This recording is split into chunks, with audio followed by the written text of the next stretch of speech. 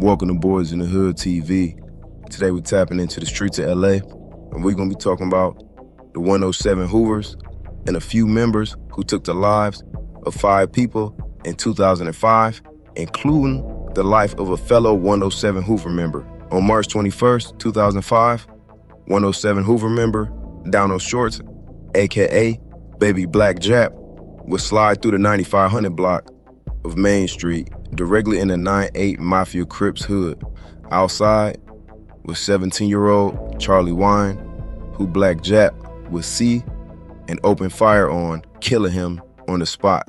Only 8 days later, on March 29th, at around 1 p.m., 20-year-old Michael Livingston from Long Beach was driving on the Harbor Freeway between Manchester and Florence Avenue when suddenly the Hoovers drove up and Black Jap would roll down the window and open fire.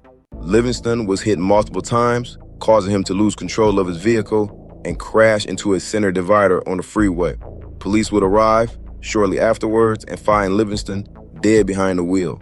A few weeks would go by, and on April 21st, 25-year-old Kevin Watts was on 97th Street in the 9 Deuce Hoover set. An altercation would break out, and 107 Hoover members, Black Jap, along with Lamar Tucker, aka Baby Hoover Ray, would shoot and kill Kevin Watts. Now the following day, on April 22nd, 107 Hoover member named Michael Rose, aka Lil 9, was with one of his best friends named Mike Denman, who was also a local rapper that went by the name of K9. Now Mike had just got a new stereo installed in his Range Rover in the Redlands area. Now Lil 9 and Mike were best friends, and they have known each other for years. After getting the stereo installed, Lil 9 would ask Mike for a ride back to LA. They would pull up outside to a house in 107 Hoover area. Now standing around that house was Hoover Ray, Mark Williams, and Black Jap. Lil 9 would tell Mike to wait in the car as he got out. As soon as Lil 9 stepped out the car, Black Jap would hop in the passenger seat with his pistol pointing straight at Mike's head. And that's when the rest of the Hoovers would walk up to the car. They would snatch Mike out the car, and Black Jap would start pistol whipping him. Afterwards, they duct taped Mike and then tossed him back into the Range Rover and put him in the back seat. Hoover Ray would then snatch out Mike's diamond earring out of his ear. All the Hoovers, including Lil 9, would get into the Range Rover and they would drive Mike to his house in Redlands. Now, once they arrived, Lil 9 would tell the rest of the Hoovers that he knew where they kept all the money at because he was always over Mike's house. Now, Mike did not live by himself. He lived with his mother, Peggy, and her nephew named Gerald. Once they parked the car, Lil 9, Williams, and Hoover Ray all put on masks and they got out the Range Rover and ran inside the house. Now, Black Jap, he stayed in the car with Mike still duct taped in the back seat. Now, inside, the Hoovers would tie up Mike's mother, Peggy, and they would make her lay face down on the bed. Lil 9 would walk up to her and tell her, "Hey, it's me, Mike Rose. We're not gonna hurt you, we just want the money." This is when the Hoovers started going through all her stuff, the closet, the dresser, and eventually taking money out of her purse. They would even take her pink cell phone along with her car key. Suddenly, out of nowhere, 2 shots can be heard, and her nephew, Gerald, is shot twice in the back of the head as he falls onto the bed.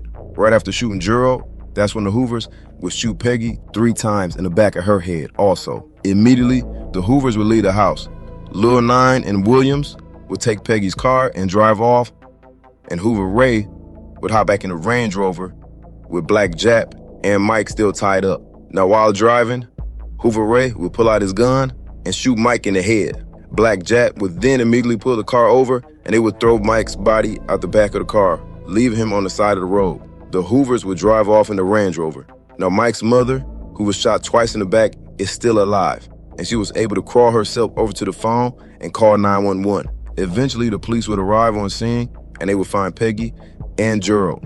Peggy would be transported to the hospital, and she would survive her injuries, but Gerald Brooks would be pronounced dead at the scene. Michael Denman also would survive his head injury. Now, Peggy and Mike would both identify Lil 9 as one of the suspects. They would also identify the other Hoover members. Now, just 2 weeks later, Black Jap, along with Lil 9, were pulled over in a Honda while driving through Las Vegas. Both would hop out the car and take off running, but Black Jap would be grabbed only a few minutes later and arrested. Police would find Peggy's pink cell phone in his pocket, and they would also find some of the stolen stereo equipment from Mike's Range Rover. Police would find Lil Nine hiding in nearby apartments, and he would be arrested also. Now, during questioning, Black Jap would admit to being at the scene of the home invasion, but he would tell authorities that when the shots rang out, he was still inside the car. Eventually, Hoover Ray and Mark Williams would be arrested for this murder. Now, while arresting Hoover Ray, police would find more of Michael's property, some of Ray's stereo equipment inside Hoover Ray's car. Also, they will find the diamond earring that Hoover Ray stole from Mike.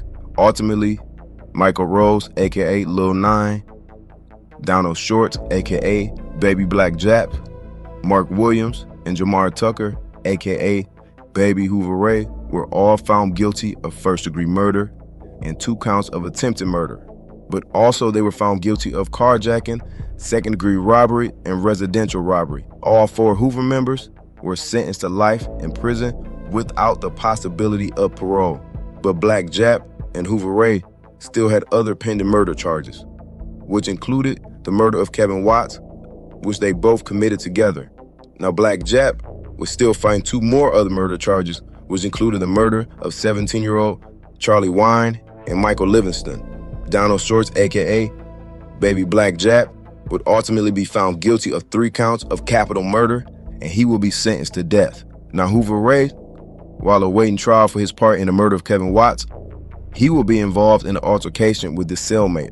On March 4th, 2010, at the Twin Towers Correctional Facility, Hoover Ray and a fellow 107 Hoover member, William Bro, aka Lil Moo, will get into a heated argument.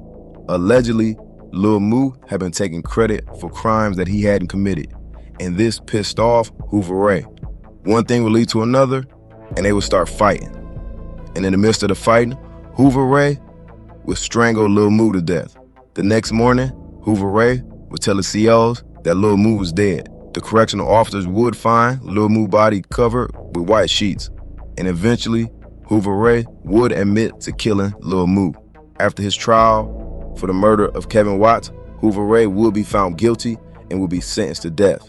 And in 2016, while on death row, he would be interviewed and he would tell them that he's ready to die.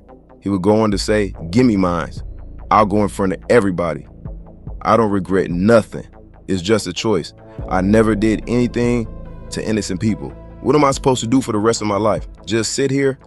I'm ready to go. They should execute us. Stop playing. They put us in here for a reason. Stop playing." And as of today, both Hoover Ray and Black Jap are still on death row. I would like to thank everybody for tapping in, and I'll see y'all next time.